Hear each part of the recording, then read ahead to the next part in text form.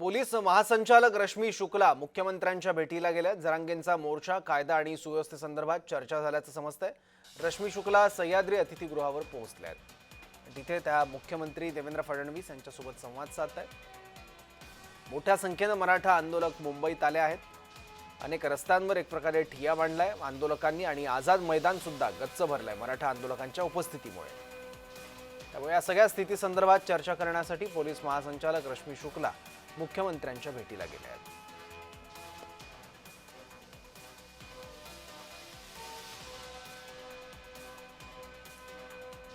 रश्मी शुक्ला सह्याद्री अतिथीगृहावर गेल्यात।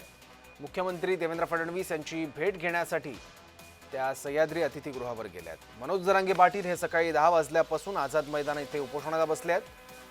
मनोज जरांगे यांनी छत्रपती शिवाजी महाराज यांच्या पुतळ्याच्या बाजूला गणपतीची मूर्ती देखील आणून गणेशोत्सव मधला गणपती स्थापित केला।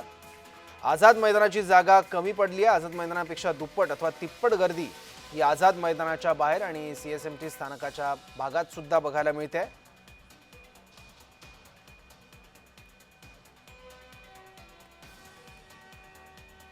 काही मराठा आंदोलक मात्र मंत्र्यांच्या बंगल्यांची देखील चौकशी करत असल्याचं कळतंय। त्यामुळे पोलिसांचा बंदोबस्त देखील वाढवण्यात आलेला आहे।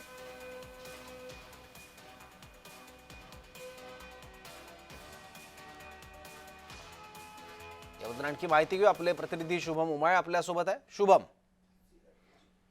सौरभ, आपण बघू शकतो मुख्यमंत्री देवेंद्र फडणवीस यांच्या सह्याद्री अतिथीगृहावर अनेक बैठकांचं आयोजन करण्यात आलंय आणि अशामध्येच आता त्या ठिकाणी पोलीस महासंचालिका रश्मी शुक्ला या ठिकाणी पोहोचलेल्या आहेत। 15 ते 20 मिनिटं झालेली आहेत ते सध्या सह्याद्रीवर पोहोचलेले आहेत आणि मुख्यमंत्री यांच्यासोबत त्यांची भेट होणार आहे आणि अर्थातच ते मुख्यमंत्र्यांना ब्रीफ करणार आहेत कशा पद्धतीने मुंबईमध्ये सध्या पोलीस बंदोबस्त तैनात करण्यात आलेला आहे। कारण की अर्थातच मनोज जरांगे पाटील हे आझाद मैदान या ठिकाणी आंदोलनासाठी आलेले आहेत। त्यांच्यासोबत लाखो मराठा जे आहेत ते महाराष्ट्राच्या कानाकोपऱ्यातून या ठिकाणी पोहोचलेले आहेत आणि एकीकडे गणेशोत्सव देखील सुरू आहे।